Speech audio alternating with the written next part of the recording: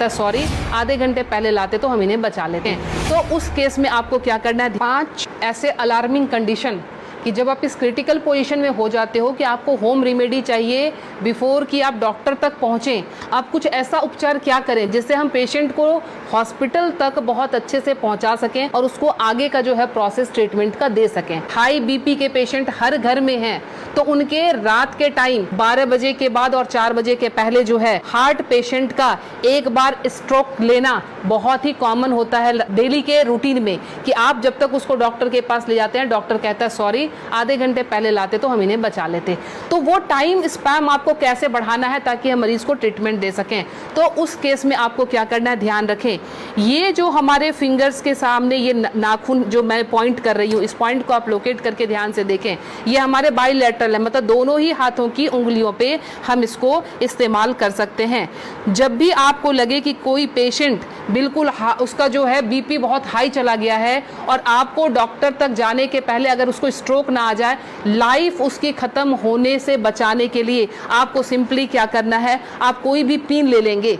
Pin लेके आप उसको सिंपल कि जिस तरह से हमने पिन लिया, आप घर में सेफ्टी पिन ले सकते हैं, क्योंकि उसको थोड़ा सा आपने डिटॉल या उसे स्टरलाइज कर लेंगे। स्टरलाइज करने के बाद सिंपल आप यहाँ पे प्रिक करेंगे और प्रिक करके यहाँ से आप थोड़ा सा ब्लड जो है इस तरह से 5 to 10 ड्रॉप्स इस तरह से निकाल देंगे। ये ध्यान रखें, ये बहुत ही इमरजेंसी केस है और ये करते ही आपके पास पेशेंट के लिए एटलीस्ट 3 से 4 घंटे मिल जाएंगे कि आप उसको डॉक्टर तक सेफली पहुँचा सकते हैं और वहाँ उसको ट्रीटमेंट मिल सकता है। दूसरा काम, अगर ये भी करने की हिम्मत आप में नहीं है, फ्रिज का ठंडा दूध 1 गिलास उस पेशेंट को पिला दें। ठंडा दूध पिलाते ही आपके पास ड्यूरेशन बढ़ जाएगी, आप 2 घंटे तक हॉस्पिटल के अंदर उनको लेके आप जा सकते हैं। ध्यान रखें। दूसरी हमारी अलार्मिंग कंडीशन जो होती है वो होती है एसिडिटी की।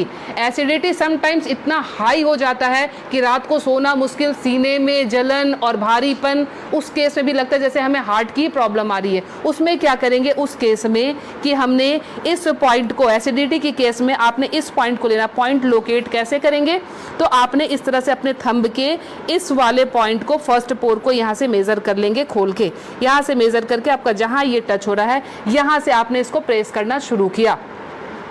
20 to 30 टाइम्स इसको आप डीप प्रेस करेंगे। एसिडिटी बन रही है या फिर सर दर्द हो रहा है एक्सट्रीम पोजीशन पे, आपको उस समय वो रिलैक्स देना शुरू कर देगा, क्योंकि जब जलन होती है आपके बब्स निकलते नहीं है, इसीलिए वो यहाँ पे अटैक कर रहा होता है, जिससे पेन आना शुरू हो जाता है। तो आपको क्या करना है, इसको प्रेस करेंगे, आपको रिलैक्सेशन होना शुरू हो जाएगा। तीसरी चीज़, हमारे मोशन सिकनेस, या हम ट्रैवल कर रहे हैं तो हमें वॉमिटिंग आती है, या जनरल केस में भी अगर वॉमिटिंग आती है या नॉजिया रहती है, वॉमिटिंग टेंडेंसी, वॉमिटिंग आ नहीं रही है बट ऐसा लगता है कि वॉमिटिंग आएगी, इस केस को हम कैसे हैंडल करेंगे।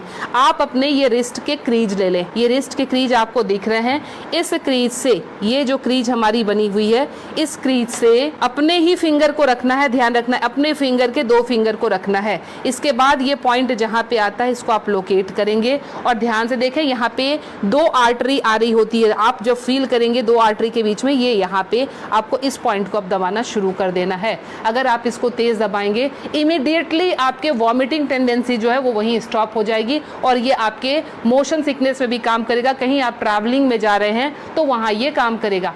अब मोशन सिकनेस को रोकने के लिए घरेलू उपाय क्या करें। पुराने ज़माने में ध्यान है आपको 10 पैसे के और 5 पैसे के सिक्के मिलते थे। वो सिक्के अगर आपके पास हैं तो सिक्के को सिर्फ मुंह में रख लेना है, कुछ नहीं करना है। वो रख के, या पान के पत्ते, ध्यान रखें मैं पान खाने की बात नहीं कर रही हूँ, उसमें गुलकंद और वो सब मिलाने की, मैं सिर्फ कह रही हूँ पान के पत्ते, वो आप चबाते हुए चले जाएंगे, आपका मोशन सिकनेस जो है वो कंट्रोल हो जाएगा। तीसरी चीज़ जो आती है एलर्जिक अस्थमा की, मतलब एक ही आपको स्ट्रोक आया और आपके जो है बिल्कुल सांसें फूलनी शुरू हो गई, सांस नहीं आ रही है, हेवीनेस आ रही है, उस केस में आप क्या करेंगे, अपने नाक को खोलने के लिए, ताकि ब्रीदिंग आपकी एकाएक स्टार्ट हो जाए, आप अपने हाथ को लेंगे और इस तरह से नाक को सटाएंगे। नाक की टिप जो है हाथ के जिस पार्ट को टच कर रही है उसको दबाना शुरू करेंगे और ये बहुत पेनफुल होता है। ध्यान रखें, आप अपने आप भी इसको दबा नहीं पाएंगे, बहुत ज़्यादा पेन होता है। हमने पेशेंट को ऐसे किया, ये टिप जहाँ पे आया, और ये 90% पेशेंट को ये पेनफुल वैसे भी होता है। आप उठा लीजिए, अब ये यहाँ पे इनका टच हुआ था, ये जब हम दबाएंगे 90% पेशेंट को वैसे भी, क्योंकि हल्के हल्के एलर्जी की प्रॉब्लम इन दिनों महामारी बीमारी के बाद लंग्स सबके वीक हुए हैं, तो सबके जो है ये प्रॉब्लम रहती ही रहती है। लास्ट में आपको बता रही हूँ इंसोम्निया के लिए, नींद नहीं आती है उस केस में आप क्या करेंगे। नींद नहीं आने के केस में हमने क्या करना है कि ये हमारा ईयर लोब है, ये पूरा सेक्शन जो है ये ईयर लोब का है। रात को आप क्रीम या तेल लेकर इस सेक्शन की इस तरह से हल्के हल्के हाथों की मसाज देंगे। ये हल्के हल्के हाथों की मसाज देंगे, इससे आपको नींद आनी अच्छी शुरू हो जाएगी। साथ में और क्या इंक्लूड करें, हमारा जो टॉप ऑफ द हेड है, बिल्कुल सर का ऊपरी सिरा, यहाँ पे आप टैपिंग करेंगे। टैपिंग करने का मतलब हल्का हल्का आप इसको ठोकते जाएं, ये इसको वाइब्रेट करें। वाइब्रेट करने का मतलब आप यहाँ से जो है एनर्जी हमारे जा रही है नीचे, क्योंकि आपको पता है ये माउंटेन बना हुआ है, यहाँ से एनर्जी का फ्लो शुरू होता है, तो ये एनर्जी जो है पूरी जगह जाएगी और आपको बिल्कुल काम कर देगी, शांत कर देगी। तो ये 5 अलार्मिंग पॉइंट्स आपको हमेशा के लिए याद रखना है। पता नहीं आज आपने देखा, भूल गए, कल आपको जरूरत पड़ जाए, तो इसलिए आप प्लीज़ इसे सेव कर लें, अच्छे से देख लें और समझ जाएं और अपना ट्रीटमेंट एमरजेंसी केस में ज़रूर कर लें। मैं Leena Shrigyan, naturopathy and alternative therapy expert, नई दिल्ली से। मुझसे मिलने के लिए